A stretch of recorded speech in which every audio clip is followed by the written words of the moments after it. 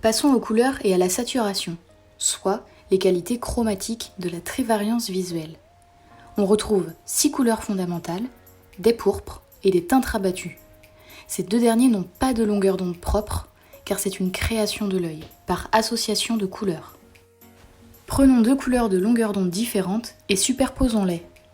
Si la sensation est égale à la couleur blanche, les deux couleurs sont alors complémentaires.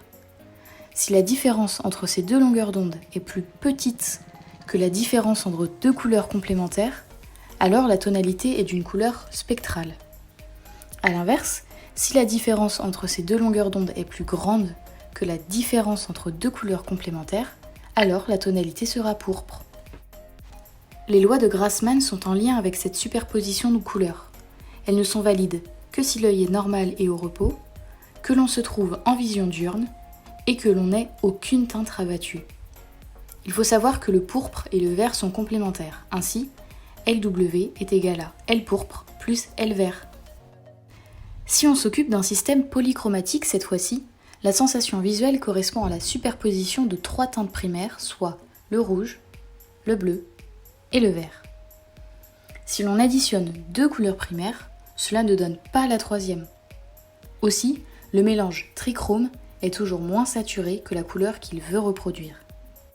L'espace chromatique, c'est un espace à 3 dimensions. Chaque axe correspond à une couleur primaire et on y reporte sa luminance. Si l'on dessine une droite OM à partir de l'origine, on pourra dire que tous les points passant par cette droite ont les mêmes qualités chromatiques, mais une luminance différente. Si l'on relie les 3 axes, cela forme un triangle des couleurs et tous les points contenus dans ce triangle ont ainsi la même luminance. Dans cette troisième partie, on se concentre sur l'œil. Sa paroi est formée de 3 tuniques, une externe fibreuse, composée d'une sclérotique en arrière et de la cornée en avant, une moyenne vasculaire, constituée de la choroïde, du corps ciliaire et de l'iris, et enfin une interne nerveuse portant la rétine. Cette rétine se divise en 2 parties. La rétine centrale, c'est-à-dire là où se forme l'image d'un point que l'on regarde, et la rétine périphérique où se trouvent les bâtonnets. Attention, l'axe optique et l'axe visuel ont un décalage de 5 degrés. Dans la rétine, on retrouve 2 types de récepteurs, les cônes et les bâtonnets. Leur rôle se complète et cela permet d'avoir une vision claire et précise. Passons à l'optique géométrique. Qu'est-ce qu'un dioptre ? C'est une surface séparant 2 milieux d'indices de réfraction différents. Il dévie un rayon qui ne le frappe pas perpendiculairement. Un dioptre est dit stigmatique s'il donne, à partir d'un objet ponctuel, une image ponctuelle. Dans les conditions de Gauss, on peut modéliser l'œil par un dioptre sphérique. On dit que ce dernier est stigmatique si le faisceau incident est étroit, peu incliné sur l'axe du dioptre et paracentral.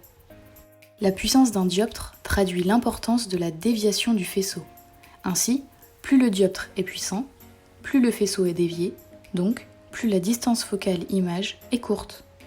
Dans l'œil, on retrouve plusieurs dioptres, cornée antérieure, cornée postérieure, cristallinien antérieur et cristallinien postérieur. Un œil hémétrope est un œil qui fonctionne normalement.